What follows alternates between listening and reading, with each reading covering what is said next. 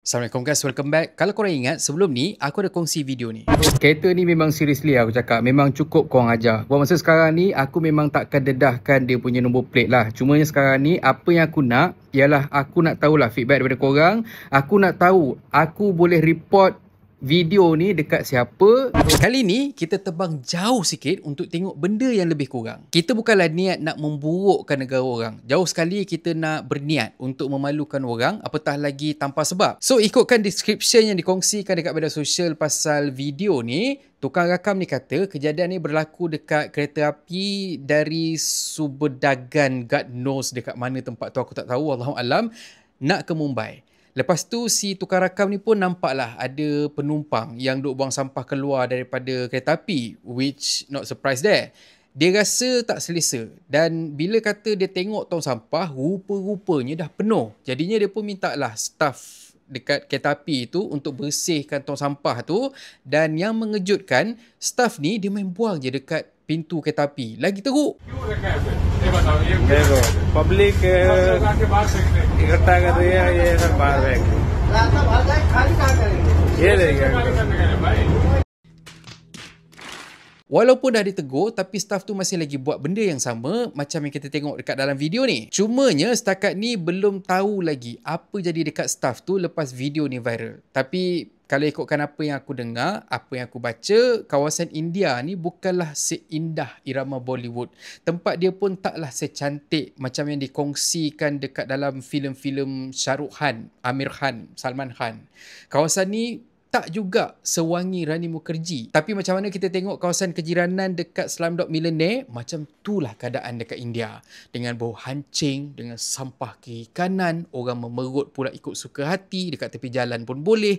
Situasi dia tu tak ubah macam kita tengok Eropah 4 hingga ke 500 tahun lepas. Itu belum lagi cerita pasal diskriminasi dan juga bahaya untuk orang luar macam kita pergi dekat sana. Kita nak pergi melawat lah diorang punya negara, lepas tu nak ada pengalaman, kata duduk kat sana dengan kenangan dan benda semua. Tapi apa yang aku tahu, ramai rakyat India yang tak mesra pelancong.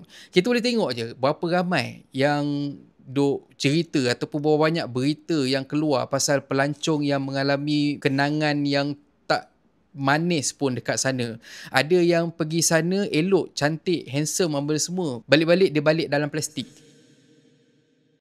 Apapun tahap kesedaran pasal kebersihan dekat sana memang sangat-sangat teruk berbanding dengan Malaysia. Tapi korang kena ingat tak ada istilah. Kalau macam tu dekat Malaysia lagi bagus lah. Sebab tak kisahlah macam mana pun, dua-dua negara ni perangai tetap juga hodoh.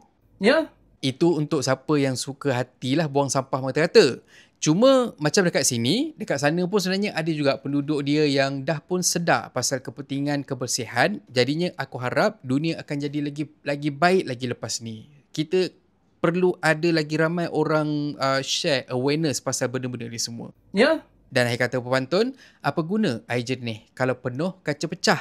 Tak guna nampak bersih kalau sebenarnya perangai sampah. Dan kalau korang suka konten ada dalam channel ni, please consider to subscribe guys. So thank you very much for watching and have a nice day. Assalamualaikum. Benda ni korang kena bawa merata-rata waktu korang raya. Aku dulu skeptikal jugalah nak beli perfume harga murah, tapi baru-baru ni aku cubalah beli satu perfume Loose and Math Savage ni. Botol dia kecil je dan juga mudah nak bawa ke mana-mana. Tambah pula kalau kata tiba-tiba korang rasa badan korang bau belacan, korang boleh terus keluarkan daripada poket korang, lepas tu korang tweet je. Aku dah cuba pakai seharian dan memang konsisten bau dia daripada pagi sampailah ke malam. Memang dekat luar aku jalan mendongak je sebab confident. Lalu sebelah awet bau wangi.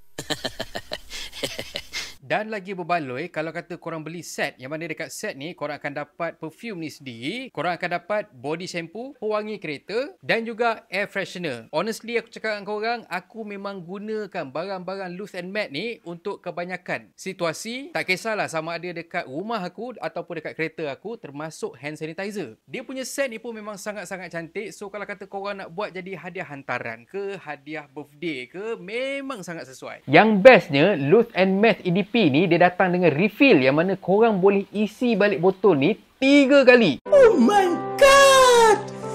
Wow! Shipping dia pun laju dan dia ada perfume untuk lelaki dan juga perempuan. Kalau korang minat, korang boleh tengok link produk.